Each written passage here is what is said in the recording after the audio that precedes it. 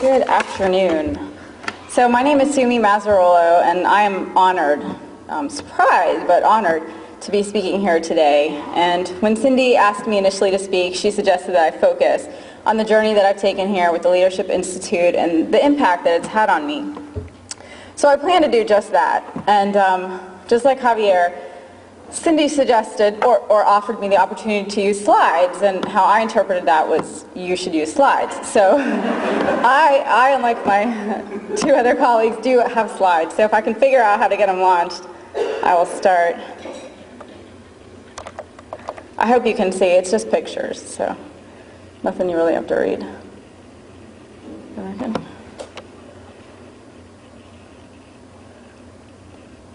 Oh, thank you. All right. Okay. So in the 1970s, two psychologists from Rhode Island introduced us to the stages of change model.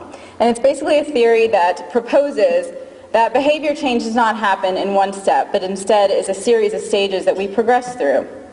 So I figured I would give you all a glimpse of the stages of change that I went through as a part of this Leadership Institute. And to make it more personal and hopefully a little bit more interesting, what I decided to do was illustrate each of those stages with a picture from one of my skiing adventures, which, as many of my colleagues know, is another big passion of mine. So the first stage is called pre-contemplation. And this stage is best summarized by the phrase, ignorance is bliss. So I took this picture after I hiked up to the top of a peak at the Canyons Resort in Utah with my husband. And the goal of the hike was that we would get a beautiful view, no people around, and have some pristine snow conditions. What I did not expect was to see this group of signs standing at the top of the peak, which you actually have to walk past in order to get to the skiable terrain. And I remember thinking to myself that I was feeling certainly quite anxious, but I had wondered, what exactly did I get myself into? And this was very much the similar feeling that I had to when I entered the orientation process of the Leadership Institute. I remember sitting in the hall while we were introducing ourselves, thinking, what am I doing here with all these other very accomplished people? And I had the same impression. What have I gotten myself into? So on top of it all, I was 8 months pregnant, which only added to my anxiety levels.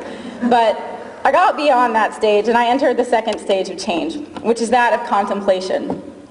And during the contemplation stage, we essentially are weighing the benefits and the risks of the decision that we made to make the change, much like my brother and my husband are doing in this picture.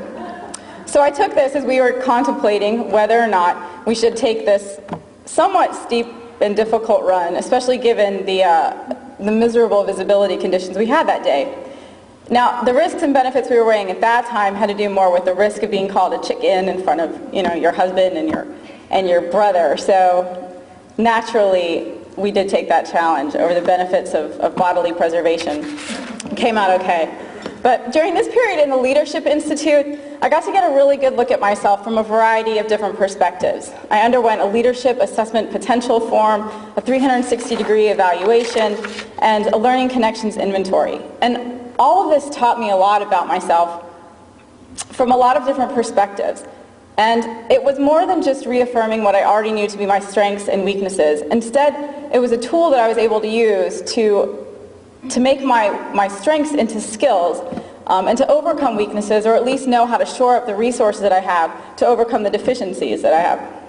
So the rewards of participating in this Leadership Institute became so evident to me, and it definitely outweighed any costs, be it time and energy. And so it solidified the commitment I made to participate. So with the commitment made, I entered the following change, which is that of preparation. And in this stage, we've made the commitment to change, and we enter a tactical planning phase, which is best summarized by Sun Tzu, that we assess the terrain. So I wasn't exactly sure what picture I should use to illustrate this stage. So when it came to assessing the terrain, I found this picture, which I took in Crested Butte, Colorado. This was during the Winter X Games there, so there was a lot of extreme skiing going on, and so I went up into this area with my brother, the Spellbound Bowl, a great skiable area, and there was this new sign there. And the orange sign, for those who can't see, shows a variety of explosive devices which are normally used for avalanche control. And what the words below it say is that you may encounter these explosive devices, and please do not attempt to retrieve them. As if that's something that would be, on my radar. And so, again, I had never experienced this on the terrain of my skiing before, so I thought this slide would be appropriate. Now, in this part with the Leadership Institute as well, I was introduced to the personal strategy map, which has become a really incredible tool for me. Filling out this personal strategy map really forced me to identify what my vision was and to specify specifically which values are important to me. And in doing this as well, I was able to again reiterate what my strengths were, identify what those areas of improvement that I have may be, and from that I was able to differentiate the skills that I have that make me unique and apply them in order to accomplish my vision. It also gave me a mechanism by which to plot out which steps need to be taken in order for me to accomplish my vision and to track the progress, if any, that I'm able to make towards that goal. So I really found this to be an incredible tool, and it's really helped to continue to be useful to me, because for every decision or opportunity that I'm presented with, I can go back to this tool and say, well, is this going to help me really achieve my goal, and how much time and energy should I devote to that task in order to accomplish that vision of mine? So it's continued to serve as a living document for me. I'm constantly editing it, and I feel that it reflects the values and the mission and the personal growth that I achieve, especially over the course of these last 18 months. So now equipped with this valuable tool, I enter my current stage, which is that of action. So action is just exactly what it says. It's just us actually practicing the behaviors and the skills that we've been learning. And that's what I'm doing here. This is a run called Lover's Leap. It's in Vail, Colorado. It's one of my favorite runs. It starts off, it's really steep, and then it opens up in this wide open valley and then ends in this glade tree run area, and it's just spectacular. So I thought I would put that up there. Through the 18-month journey in the Leadership Institute, I have a new awareness that everyone, regardless of their title or their position, can be a leader. And by that I mean that they can make a difference, that it's truly a personality issue and has nothing to do with your rank. I have let this concept permeate all the arenas of my life, and it has translated into me empowering my patients more, into modeling the ideals and behaviors that I want to see in my students and residents, communicating more effectively with my peers, and hopefully being a more attentive wife and mother. No comments from the peanut gallery. I've also developed more courage as a result of this program and feel better about taking risks and having the strength to fall short of my goals. I've come to appreciate the learning opportunities inherent in both my successes as well as my failures. I also have a clearer vision for my goals now, and have even given thought to the legacy that I wish to leave behind, and that is something I can honestly say I had never thought about before. In residency, right or wrong, Stuart, we do follow the dictum of see one, do one, and teach one when we're learning a new skill. I have seen and worked with a variety of great leaders, many of whom are here today. And I'm currently doing my part to fulfill my leadership potential. What I look forward to is the opportunity to teach others how to become effective leaders. I want to use the opportunities I have to invest in the growth of patients, students, residents, and colleagues that I work with, to help them realize their true potential and the capacity they have to affect meaningful change. I want to give them the tools to formulate a clear image of their aspired future and feel that there is absolutely nothing that they can't accomplish.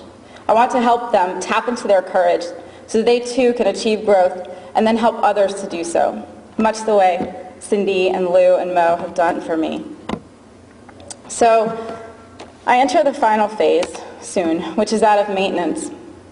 And the final stage represents a continued commitment to sustaining one's newly learned behavior. This is a picture that my husband took as we were hiking up to an area called the Head Wall in Jackson Hole, Wyoming. And I selected this picture because, to me, it comes full circle. And not just because we, again, neglected to use the convenient chairlifts, but because it's the beginning of another new adventure where we do not know what lies ahead. I know that completing this course is just the beginning process, and that many more achievements, failures, and opportunities for growth await us all. As a result of this program, I have been forced to look at where I have been, where I am, and where I am going. I have come to learn that all of us are accountable for the leadership that we demonstrate, and that this is both an opportunity as well as a burden. I choose to see it as an opportunity, and I know that I can make a difference. So I would just like to conclude with a quote from John Quincy Adams, who said, "If your actions inspire others to dream more, learn more, do more, and become more, then you are a leader." I just want to tell all of you here graduating and celebrating with me today that you have made me dream more, do more, and become more. So in my eyes, you are all great leaders. Thank you so much, and congratulations.